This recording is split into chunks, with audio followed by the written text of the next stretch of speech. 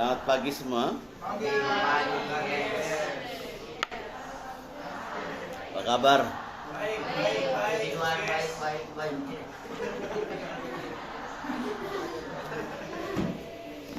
Ya, bagus ya.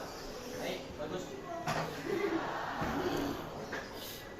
Nah, dari kisah perjalanan Paulus, kita masih dalam seri tentang rasul yang bernama Paulus. Paulus ini adalah seorang yang telah melakukan perjalanan pelayanan lebih jauh dari semua murid Yesus. Bukan lebih jauh, maksudnya lebih banyak dari semua murid Yesus. Karena dia melakukan misi penginjilan menuju ke Eropa, kalau tidak salah sampai 2 kali. Nah, di masa seperti itu, dari Asia ke Eropa itu perjalanannya tidak mudah. Dulu tidak ada sewa Grab atau naik pesawat, tidak ada. Jadi mereka harus berjalan kaki, berkuda, naik kuda dan naik kapal. Dan itu butuh waktu berbulan-bulan. Pak Abraham contohkan kalau dulu ada seorang yang mengelilingi dunia namanya Magelhanes. Magelhanes ya. Ya. Itu dia butuh waktu yang cukup panjang untuk bepergian dari satu tempat ke tempat yang lain. Dulu kalau orang dari kampung saya itu kalau ke Jakarta itu butuh waktu berbulan-bulan. Bulan ya, bulanan ya. Jadi naik kapal kayu, pakai layar, dayung juga. Dan mereka butuh waktu lebih dari sebulan untuk sampai ke Jakarta. Nah, dari zaman dulu orang-orang kami, karena mereka pelaut, jadi mereka sudah belajar ke tempat-tempat yang jauh. Mereka sudah bepergian ke tempat-tempat yang orang lain tidak datang. Orang-orang kami sudah pergi ke Australia jauh-jauh sebelum orang Jawa ini ke Australia mungkin. Orang-orang kami sudah bepergian kemana-mana dengan kapal-kapal mereka. Ya, termasuk datang ke Jakarta sini. Kalau kamu tahu tentang daerah namanya Manggarai di Jakarta Selatan, kenapa daerah itu nama Manggarai? Nah, daerah itu nama Manggarai karena waktu zaman Perang Belanda, yang salah satu yang bisa menghadapi mereka adalah orang-orang NTT dari Manggarai namanya. Makanya dibawa pasukan besar dari sana untuk berperang di Jawa. Manggarai itu, stasiun Manggarai kamu tahu? Itu digunakan sebagai nama Kabupaten Manggarai di NTT. Pasukan kami dari timur sana dari dulu dipakai untuk berperang dari zaman Majapahit. Nah, jadi kemudian Paulus ini melakukan perjalanan panjang ini, tetapi perjalanan kali ini tidak mudah karena dia harus menghadapi kapal kandas. Dan kemudian kapal kandas ini menyebabkan mereka harus tenggelam di satu tempat. Di daerah mana itu namanya? Dalam perjalanan dari mana ke mana? Coba lihat. Hah? Nah, dalam perjalanan menuju ke Roma. Nah, dalam perjalanan ini kapal mereka pecah karena ditimbus oleh gelombang. Akhirnya mereka harus berlabuh secara sementara di salah satu pulau di sana. Nah, setelah itu terjadilah bahwa Paulus digigit oleh ular nanti lagi. Dipatuk oleh ular tetapi dia tidak mati. Nah, dari semua kesulitan-kesulitan itu ada beberapa hal yang perlu kita coba ambil. Yang pertama, dalam keadaan yang sulit itu Paulus masih bisa tenang sambil berdoa. Nah, ternyata tenang itu penting. Jadi anak-anak, harus kita belajar menguasai diri. Belajar menguasai diri dari kata-kata yang tidak baik. Kemudian belajar menguasai diri dari tindakan-tindakan yang bisa mencelakai kita atau bisa merusak diri kita sendiri. Paulus dalam keadaan begini dia jadi tenang. Kalau seandainya Paulus gerasa-gerusu, ketakutan dan sebagainya, orang-orang di atas bagaimana? Orang-orang di atas pasti lebih gerasa-gerusu lagi. Tapi akhirnya Paulus memberikan ketenangan, menenangkan satu sama lain. Paulus bilang, enggak, kita tidak akan mati. Karena malaikat Tuhan sudah datang bilang sama saya akan pergi menghadap ketemu dengan Kaisar di Roma. Jadi ternyata Paulus tahu benar bahwa di dalam tenang itu ada kekuatan. Jadi kita butuh dalam keadaan-keadaan apapun tenang. Tenang itu artinya dapat menguasai hati dan pikiran. Tenang itu artinya dapat menguasai perbuatan. Jadi pikiran gak kemana-mana, hati tetap dijaga, tindakan tetap dijaga, dikontrol. Nah, itu tenang. Karena orang kalau dengan tenang dia bisa berdoa. Dengan tenang orang bisa berpikir. Dengan tenang orang bisa bertindak dengan baik. Tapi kalau lihat orang nggak tenang, dia bisa celaka. Ya, jadi kamu butuh tenang. Jadilah tenang supaya kamu bisa konsentrasi. Jadilah tenang supaya kamu bisa berdoa. Yang kedua, nah, ini yang dia lakukan oleh Paulus. Mari kita lihat ayatnya. Sebab itu tabahkanlah hatimu saudara-saudara, karena aku percaya kepada Allah bahwa semuanya pasti terjadi sama seperti dinyatakan padaku. Namun kita harus mendamparkan kapal ini di salah satu pulau.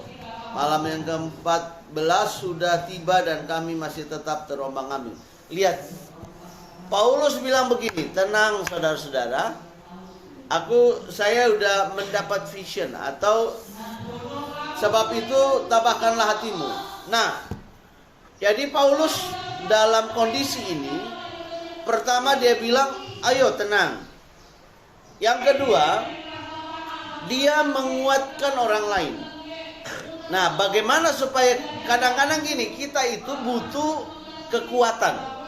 Nah, cara kita mendapat kekuatan itu apa? Dengan menguatkan orang lain. Percaya ya. Kadang-kadang kita itu juga lemah. Kita itu juga nggak kuat. Kita itu juga nggak mampu. Tapi dengan cara menguatkan orang lain, kita itu sebenarnya kita makin ditolong. Sebenarnya dengan menguatkan orang lain, kita sedang menolong diri kita juga. Nah, dalam konteks Paulus ini, dia menenangkan orang lain, tetapi dengan waktu yang bersamaan, dia sebenarnya juga menolong dirinya supaya dia menjadi kuat juga. Karena waktu dia ngomong sama orang lain, dia juga dengar kata-katanya kan. Paulus ngomong sama orang-orang, tenang ya, Tuhan sudah janji sama saya bahwa kita pasti selamat. Nah, dengan menyampaikan kepada orang-orang itu, dia meneguhkan dirinya lagi bahwa benar.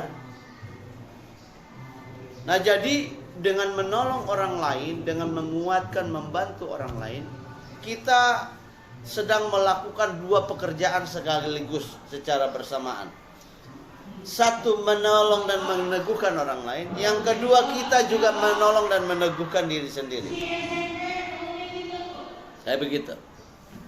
Nah, kemudian perjalanan itu menjadi lebih mudah walaupun sulit. Tetapi kemudian mereka bisa melewatinya dan akhirnya mereka sampai dengan selamat di salah satu pulau itu. Ya. Mereka sampai dengan selamat di salah satu pulau itu. Kalau orang-orang itu tidak mendengarkan Paulus, kalau orang-orang itu tidak mau paham, tidak mau taat kepada Paulus, bisa saja ada yang celaka. Yang ketiga, satu dia jadi tenang, dua menguatkan orang lain. Nah, di dalam orang bersama-sama itu, kita bersama-sama, contoh kita sebagai anggota Roh Kristus ini, di dalam bersama-sama ini, kalian perlu satu sama lain saling menolong, meneguhkan, menguatkan. Jangan satu sama lain menyerang dan membuli atau melemahkan. Kenapa? Jumlah kalian di sekolah ini tidak banyak, ya. Nah, karena itu saling memperhatikanlah kamu. Si Margaret itu lagi belum datang. Ayo, gimana dia? Nah. Saling memperhatikan, tetapi memperhatikannya itu bukan hal-hal yang salah, ya. Bukan kompromi untuk hal-hal yang salah. Si Domingus lagi ini nih, kita tolong dia lagi mau berantem. Kita tolong dia, kita pukulin orangnya. Tolong itu sifatnya menasehati, menegur, melarang, membantu, itu menolong. Jadi kalau menegur itu bukan menolong. Contoh gini ya. Contoh ada anak yang mau madol nih. Kemudian si Rafael bilang, ngapain lu madol? Dia menegur. Terus dia, lu gak usah madol, lu masuk aja lu. Ngapain sih lu? Lalu orangnya masuk. Pertanyaan Pak Abraham, dia menolong atau tidak tuh? Menolong. Kalau dia lapor guru gimana? Menolong gak? Menolong juga. Pak Abraham masa lapor guru sih? Lah iya dong, anak yang baik harus mendorong perilaku dan hal-hal yang baik. Paulus mengajak mereka untuk saling menguatkan satu sama lain ketika mereka dalam keadaan yang sulit itu. Akhirnya di ujung cerita bahwa mereka tiba dengan selamat di pulau itu. Nah, kemudian setelah dalam waktu perbaikan kapal, akhirnya mereka bisa berlayar lagi dengan selamat. Nah, dengan itu kita bisa paham bahwa ternyata hidup itu tidak mudah. Dalam segala tujuan hidup manusia, dia harus melewati perjuangan. Nah, dalam perjuangan itu kita butuh ketenangan, kita butuh punya hati untuk menolong orang lain. Dan yang terakhir dari perjalanan ini butuh keteguhan tekad. Nah, perjalanan kamu menuju kepada cita-cita dan masa depan kamu itu butuh keteguhan tekad, perjuangan yang tidak mudah.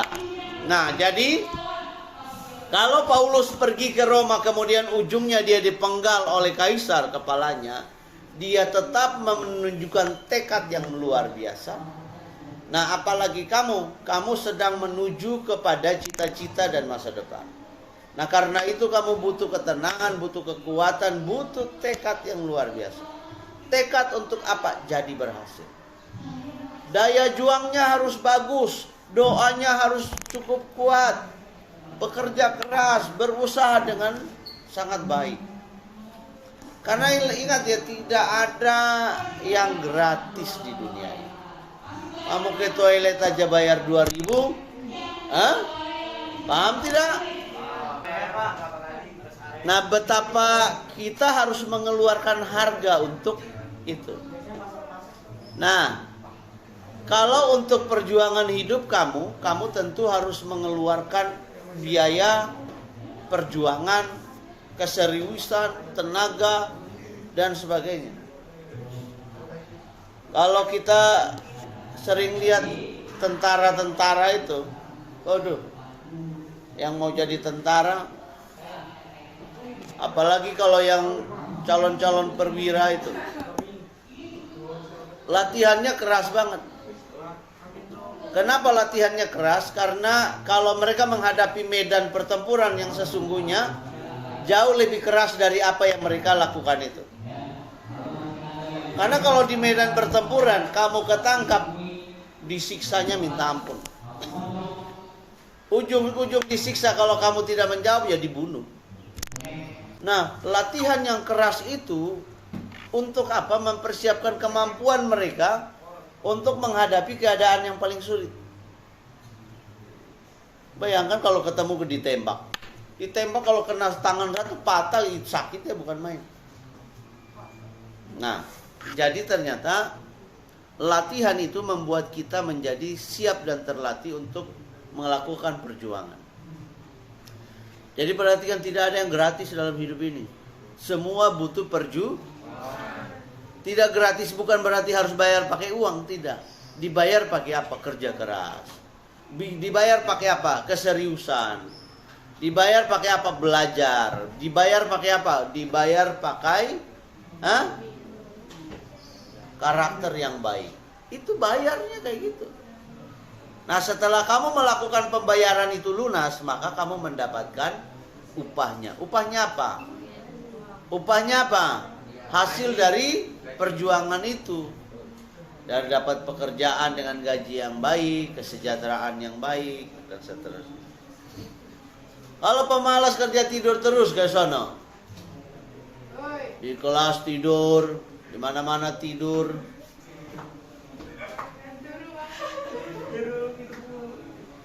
Nah, tidur mulu gimana?